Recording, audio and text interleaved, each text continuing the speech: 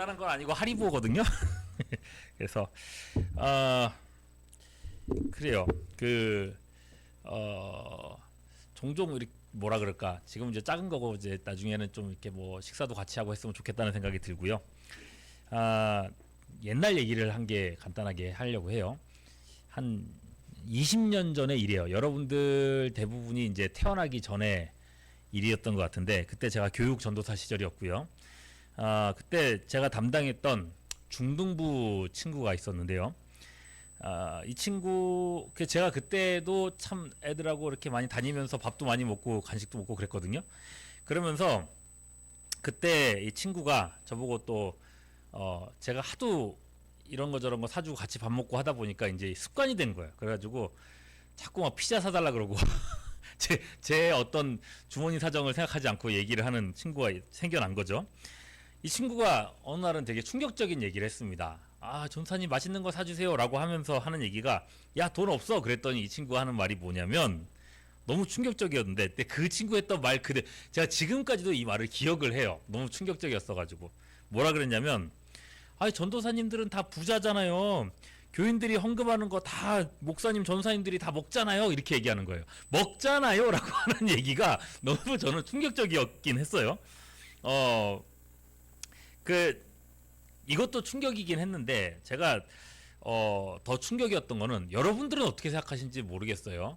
교인들이 낸 헌금을 교육자들이 다 차지한다, 다 가진다, 그래서 교육자들은 부자일 것이다 라고 하는 생각을 그때도 있었고, 제가 사역하는 중에도 종종 만났었거든요, 그런 아이들을. 여러분들은 어떻게 생각하는지 모르겠어요. 이게 왜 충격이냐면요, 첫 번째로는 당시에 제가 사례비가 45만 원인가 그 정도였습니다. 45만 원. 모르겠어요. 여러분 입장에서 와, 많다고 생각할지 모르겠지만, 예, 300명 교회에서 사례비 50만 원이 안 됐다 그러면은, 어른들은 아시죠? 이거 교육자가 다 먹는다 이렇게 표현할 만한 금액일까요? 절대 그렇지 않을 거예요. 그죠? 그리고 둘째로요, 충격이었던 건, 교회의 재정이라는 거는 목사나 심지어 담임 목사님이라고 해도 마음대로 못 씁니다. 쓸 수가 없게 돼 있어요. 왜냐하면 교회 재정이라는 거는 연말 당회라고 해서, 그 당회에서요, 내년 수입과 지출에 대해서 예산을 세워요. 내년에 얼만큼 헌금이 들어올 것이고, 그걸 가지고 내년에 어떤 것들을 써야겠다라고 계획을 세워놓고 그대로 집행을 하는 거예요. 제가 방금 연말 당회라 그랬잖아요. 당회가 뭘까요? 여러분들도 나중에 이제 어른 되면은 이제 교회 여러 구성원들이 돼야 되니까 이제 얘기를 하는 겁니다. 당회는 뭐냐면은 교회를 이끌어가는 그룹인데, 담임 목사님과 장로님들의 회의체예요. 이걸 당회라고 그래요. 예. 요 회의체에서 헌금을 어떻게 사용할지를 정하는 거예요. 요 회의체에서 이제 내년에 우리 교육자들 사례비는 어느 정도나 책정을 해야겠다, 이런 것들 정하기도 하고요. 그럼 사례비만 하냐? 아니죠. 내년에는 우리 교회 차가 한 10년 돼가지고 너무 낡았으니까 새로 차를 샀으면 좋겠다. 우리 중고등부실이 뭐 페인트 칠도 막 많이 벗겨지고 했으니까 새로 이렇게 칠도 좀 하고 리모델링을 했으면 좋겠다. 이런 계획들을 쫙 짜놓는 거예요. 그거에다가 얼마 비용들을 쭉 짜는 거죠. 그렇게 하다 보면은 교회 내년에 쓸 돈들, 뭐 전기세, 물값, 뭐 밥값, 뭐 이런 것들 다 빼고 나면은 교육자들 사례비로 줄 금액이 많을 것 같아요, 적을 것 같아요? 의외로 없습니다. 의외로 적습니다. 예, 적어요. 그래서요, 연말당회 끝나고 나면 이 교회마다, 저도 있었던 교회들마다 장로님들이 꼭 와가지고 그런 말씀을 하세요. 연말 되면, 목사님, 저희가 어떻게든 많이 책정을 해드려야 되는데 많이 못 드려서 죄송합니다 라는 얘기를 거의 매년 들었던 것 같아요. 여러분, 어떤 사람들은요, 교회가 교인 헌금들 막 받아서 엄청 교회가 돈이 많을 것이다 라고 생각할지 모르겠지만은, 막상 교회마다 헌금 수입들 다 살펴보면요, 그렇게 많지가 않아요. 예. 어른들 중에서 이제 헌금 교회 이렇게 들어오는 것들 세시는 분들은 아실 거예요. 많지 않아요, 의외로. 이렇게 얘기를 하면 그런 생각을 할 수도 있어요. 아니, 목사님, 교회 헌금을 우리 같은 사람들이 알 수 있나요? 교회에 헌금이 얼만큼 들어오는지 우리 같은 사람들이 알 수가 있나요? 다 결국 숨기고 이렇게 아무도 모르게 막 교회 돈이 운영되는 거 아닌가요? 라고 질문하는 사람들도 있거든요. 예. 근데요, 그렇지 않습니다. 의외로 교회의 헌금, 교회에 돈 들어오는 모든 것들은 굉장히 투명하게 운영되고 있습니다. 굉장히 투명하게. 생각해보면요, 여러분, 가톨릭 교회, 불교, 이런 데에서 여러분 수입 자기네들 얼만큼 이렇게, 이걸 뭐라 그러죠? 불교에서는 헌금이라고 안 그러고 뭐라 그러죠? 예? 그 뭐라 그러죠? 그게 하는 헌금처럼 내는 게 있잖아요. 불교에서. 하여튼 그거. 예, 그 내는데 그게 1년 동안 얼마 들어왔다. 어떤 사찰에서 이렇게 우리는 얼마 들어왔다. 이런 걸 공개할까요? 안 할까요? 안 합니다. 예. 가톨릭도 마찬가지, 천주교도 마찬가지예요. 이런 것들을 공개하지 않아요. 이게 대부분 자율적으로 하기 때문에 공개를 하는 곳도 있긴 한데 대부분 공개를 안 합니다. 예. 그러니까 사람들이 모르는 돈이에요. 얼만큼 들어왔는지도 모르고 얼만큼 쓰이는지도 모르니까 되게 이게 잘못 쓰일 수 있는 가능성들이 되게 높아지겠죠. 예. 투명하지 않게 운영된다는 거예요. 잘못 사용되는지 아닌지 난 몰라. 근데 투명하지 않아요. 그런데 기독교는 어떨까요? 교회는 어떨까요? 제가 왜 이 말씀을 드리냐면은 많은 우리 친구들이 학교에서 또는 선생님들에게 유튜브에서 아이 교회는 썩었어. 교회가 돈을 다 이렇게 잘못 쓰고 있어. 이렇게 얘기하는 데가 너무 많아가지고 그런 얘기를 듣고 현혹되는 사람들이 많아서 이걸 굳이 얘기를 하는 거예요. 기독교는요, 교회는요, 여러분 어느 교회를 가든지 당회가 있어요. 당회는 누구하고 누구의 모임이라 그랬죠? 담임 목사님의 모임이요? 아니죠. 담임 목사님과 장로님들은 다 평신도들이잖아요. 교회의 어떤 사역자가 아니잖아요. 장로님의 모임인 당회가 있고요. 그 다음에 재직회가 있어요. 재직회 볼까요? 직분자들이에요. 직분자들의 모임. 집사님 이상이면 다 모이는 재직회 모임이 1년에 4번 가져가요. 그리고 1년에 한 번 공동의회라는 거래요. 세례 받은 사람들 모두가, 세례 입교 받은 사람 모두가 1년에 한 번 모여가지고 공동의회라는 거를 하는데 이 회의에서 교회의 재정, 1년 동안 들어왔었던 우리 돈 얼만큼, 헌금이 얼만큼 들어왔고 어떻게 쓰였고 이걸 전부 다 항목별로 해가지고 다 내드려요. 다 보여드려요. 모든 교인들이 볼 수 있게 되어 있어요. 예. 그래서 어떤 사람이라도 다 물어볼 수 있어요. 아, 여기 집사님, 재정 집사님, 우리 교회 뭐 어느 항목에서 이 돈이 얼만큼 썼는데 이 돈 왜 이렇게 많이 썼나요? 왜 이렇게 먹는 거를 많이 썼나요? 라고 손들고 이렇게 물어보면 거기에 대해서 대답을 해야 될 의무가 있어요. 예. 어느 교회나 다 그런 모임이 있단 말이에요. 그러니 여러분 이게 법이에요. 교회 법이고 어느 교회나 그렇게 하지 않는 교회가 없어요. 우리 교회 우리 선생님들 맞죠? 제가 하는 말이 뭐 그냥 제가 지어낸 얘기 아니죠? 다 그렇습니다. 어떤 교회나 다 그렇습니다. 무슨 말이겠어요? 세상에 숱한 많은 종교들이 있지만은 기독교만큼 그 재정의 흐름이 투명하게 운영되는 곳이 없어요. 진짜 다 드러나 있어요. 그리고 교인들이 다 천차만별이기 때문에 교회에 돈이 잘못 쓰인다 그러면은 누구든지 손들고 이거 이상합니다. 잘못됐습니다. 라고 말할 수 있는 권리가 있어요. 그리고 실제로 이렇게 말하는 사람들도 있고. 그러니까요. 교회 재정이라는 게 여러분 세상 사람들이 얘기하는 것처럼 모르는 사람들이 얘기하는 것처럼 교회는 다 썩었어. 목사들이 다 막 혼자서 다 먹고 이렇지 않다는 거예요. 이렇지 않다는 거예요. 오히려 세상 사회에 있는 어떤 회사들보다 더 투명할 수도 있어요. 그래 여러분 그런 말들에 좀 여러분들은 현혹되지 않았으면 좋겠습니다. 예. 그렇잖아요. 여러분들이 교회를 다니고 여러분들이 매주마다 하나님 앞에 예배 드리고 있는데 여러분들의 마음속에 우리 뭐 교회라는 건 기독교라는 건 썩었어 이런 마음을 가지고 교회에 온다는 게 얼마나 큰 곤욕스러운 일이에요. 네. 그래서 여러분 오늘 굳이 이 얘기를 했던 거고요. 자, 다만 교회가 운영되는 헌금의 원리, 교육자들이 사례를 어떻게 받고 그 원리에 대해서는 우리가 알고 갈 필요가 있겠다는 생각이 들어서 그래서 오늘 말씀 잘 만났다고 생각돼요. 13장 말씀이요. 여러분 어떤 사람은요. 목회자가 교회에서 사례비 받는 것 자체를 불편해하는 사람이 있어요. 왜 내가 낸 헌금을 목사가 가져요? 이렇게 질문하는 사람도 본 적이 있었어요. 예. 여러분 목회자가 교회로부터 사례비를 받는 것은요. 정상적인 일입니다. 이게 성경적인 원리이기도 합니다.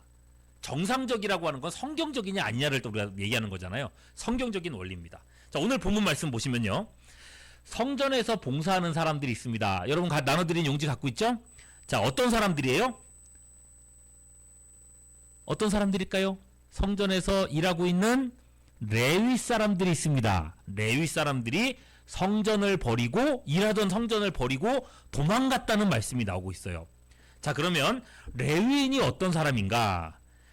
이스라엘은요, 몇 지파가 있다 그랬죠?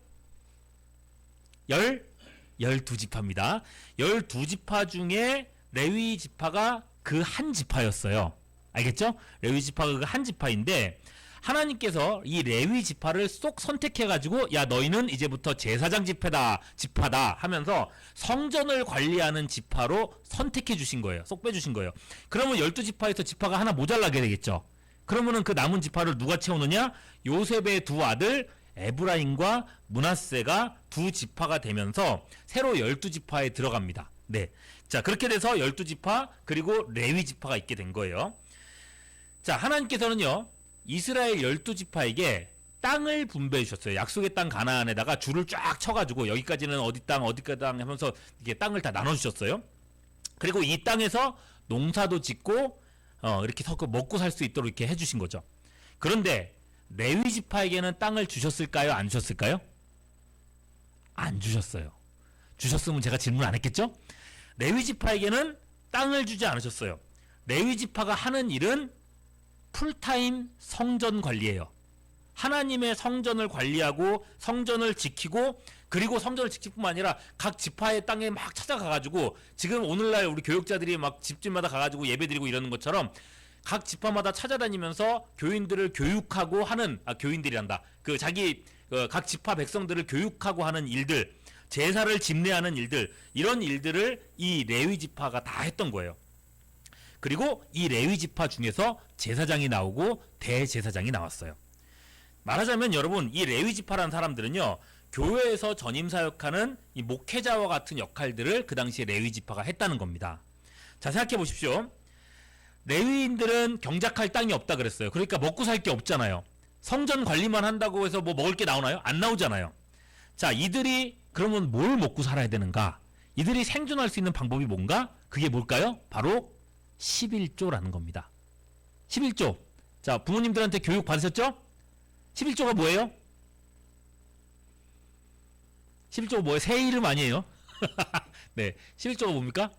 우리가 갖고 있는 전체 수입 중에서 10분의 1을 하나님께 드리는 게 이게 11조예요. 그죠? 자, 이스라엘 12지파가 하나님께 11조를 내게 했고요. 그건 아시고 있죠? 11조를 누구한테 줬습니까? 레위 지파 사람들에게 사례비로 준 거예요. 알겠죠? 자, 민수기 18장 21절 말씀 한번 보겠습니다. 나눠드린 용제 있죠? 자, 내가 이스라엘 자손이 하나님께 바친 무엇을요? 11조를 누구에게 줬어요? 레위 자손에게 기업으로 주었으니 그들이 하는 일, 곧 회막에서 봉사하는 일에 대한 보수로 내가 줬다라고 말씀하고 있어요. 자, 여러분, 그럼 잘 생각해 보세요. 이스라엘 12지파가 각각 11조를 내면은 각 지파는 얼만큼을 갖고 있어요? 10분의 1을 냈으니까 얼만큼 갖고 있어요? 각 지파는 10분의 10개를 쪼개서 하나를 줬으니까 한 몇 개를 갖고 있어요?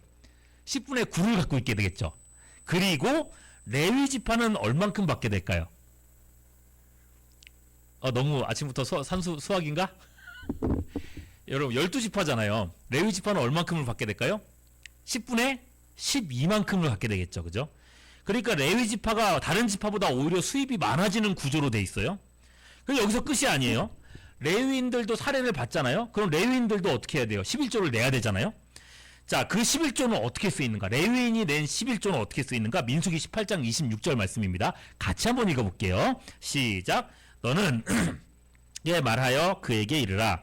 내가 이스라엘 자손에게 받아 너희에게 기업으로 준 11조를 너희가 그들에게서 받을 때에, 잘 보세요. 그 다음에 뭐라 그랬어요? 그 11조의 11조를 거제로 여호와께 드리라 그랬어요. 자, 하나님께 11조를 드렸습니다. 그 레위 지파들도요. 그 11조를 어떻게 하냐? 민수기 18장 28절 봅니다. 너희는 이스라엘 자손에게서 받은 모든 것, 이게 11조예요.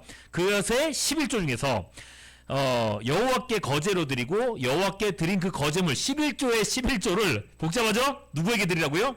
제사장 아론에게로 돌려라. 자, 레위 지파 안에서도 제사장이 있다 그랬잖아요. 그 제사장에게 11조의 11조를 드리라는 거예요. 그럼 여러분, 레위 지파 중에서 제사장은 되게 소수였거든요. 그러면 그 당대에 가장 부유한 사람은 누구였겠어요? 이 제사장들인 거예요. 제사장들. 예. 이게 무슨 의미냐? 아, 제사장 되면 돈 많이 버는구나. 이런 얘기를 하려는 게 아닙니다. 이스라엘은요, 결국 성전 중심의 공동체라는 거예요. 예. 이스라엘 백성들에게 가장 중요한 것이 뭐냐? 성전이라는 걸 보여주려는 장치라는 거죠. 사람이 떡으로만 사는 것이 아니라 하나님의 말씀으로 산다라는 걸 보여주는 장치가 이 재정의 흐름이라는 겁니다. 자, 그랬는데 하나님께서 이렇게 질서를 세워놓으셨는데 오늘 본문으로 돌아와서요. 느헤미야 시대에 어떤 일이 벌어졌는지 보세요. 백성들이 11조를 했어요, 안 했어요? 성벽 세우고 막 이렇게 여러 가지 일들 하다 보니까 너무 자기도 먹기 살기 힘든 거야. 에이, 11조 하지 말자 하고 안 하는 사람들이 많아졌어요. 11조가 들어오지 않았어요. 레위 사람들이 결국 어떻게 돼요? 먹고 살 게 있어요, 없어요? 없어요. 레위 사람들이 먹고 살 게 없어요. 여러분, 지파라고 했잖아요. 이 사람들요, 다 가족이 있고요, 먹여 살릴 자식들이 있는 사람들입니다. 아무리 성전 일이고 하나님의 일이고 주님의 일이다라고 해도 먹고 살 수가 없으면 이 일을 할 수가 없는 거예요. 결국 레위인들 먹고 살 길 찾아서 도망가고 말았대요. 예. 느헤미야 13장 10절 말씀 보세요. 다시 한번 볼게요. 같이 읽습니다. 시작. 내가 또 알아본즉 레위 사람들이 받을 몫을 주지 아니하였으므로 그 직무를 행하는 레위 사람들과 노래하는 자들이 각각 자기 밭으로 어떻게 했다고요? 도망가 버렸어요. 예. 근데 문제는 뭐예요? 레위 사람들이 그렇게 도망가 버리고 나면 어떻게 돼요? 하나님께 드리는 제사도 끊기게 되죠. 이스라엘 백성들과 제사를 통해서 이스라엘 백성들과 하나님의 관계가 세워지는 거잖아요. 하나님과 이스라엘 백성들의 관계가 끊어지는 겁니다. 이스라엘에게 있어서 가장 비참한 현상이 바로 이건 거죠. 자, 이랬을 때에 느헤미야가 나선 거예요. 도망갔던 레위인들 느헤미야가 다 불러. 야, 와, 일로 와, 다 해결해 줄게 하고 이렇게 왔어요. 그리고 느헤미야 13장 12절 예, 온 누가요? 12절 온 누가? 유다가 곡식과 세포도주와 기름에 무엇을요? 11조를 가져다가 다시 곡간에 드리기 시작했는 11조를 드리기 시작했다는 거예요. 그리고 그 11조를 레위인들에게 분배하면서 그들의 직분을 회복시켜 준 겁니다. 이 레위인들이 나중에는 어떻게 하느냐? 그렇게 레위인들을 회복시켜 놨더니 레위인들이 어떤 일을 하느냐? 자, 이스라엘이 나중에 보면 안식일을 지키지 않아 가지고 하나님 앞에 범죄해 왔는데 그 이유가 뭐냐면은 예루살렘 성에 계속 이렇게 그 장사치들이 들어와가지고 주일마다 하나님 앞에 예배드리는 걸 방해했었거든요. 그래서 장사치들 막는 일을 레위 사람들이 막도록 이렇게 시키는 겁니다. 느헤미야 13장 22절 말씀입니다. 볼게요. 시작. 내가 또 레위 사람들에게 몸을 정결하게 하고 와서 뭘 지키라고요? 성문을 지켜라. 그렇게 하고 안식일을 거룩하게 하라. 안식일을 거룩하게 함으로써 하나님과의 관계를, 백성들과 하나님과의 관계를 회복시키는 일을 하라는 거죠. 그러니까 11조를 통해서 레위인들의 생활을 책임지게 됐고, 레위인들은 그 예배를 지키고 또 안식일을 지키는 일을 통해서 백성들의 신앙을 책임지는 일을 했다는 거예요. 예. 그렇게 11조 헌금을 통해서 이스라엘 신앙의 선순환이 이루어지게 된 것입니다. 여러분, 이 원리가요, 오늘날에도 사실은 동일합니다. 구약의 사례를 통해서 우리가 봤던 것처럼 11조는요, 우리가 하나님께 드리는 믿음의 고백임과 동시에 교회 사역자들과 성도들을 평균케 하는 하나님의 원리입니다.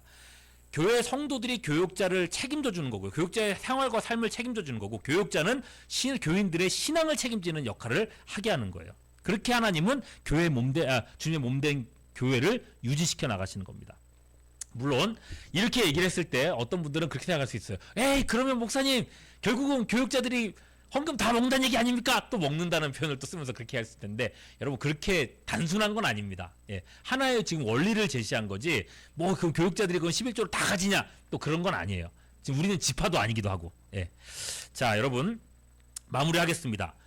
교회는 주님의 몸이라고 했어요. 그죠? 몸. 네. 이 몸이 어떻게 유지되고 어떻게 건강해지고 어떻게 하나님의 일을 이루어가는지 다른 사람은 몰라도, 세상 사람들은 몰라도 우리는 알아야 된다는 거예요.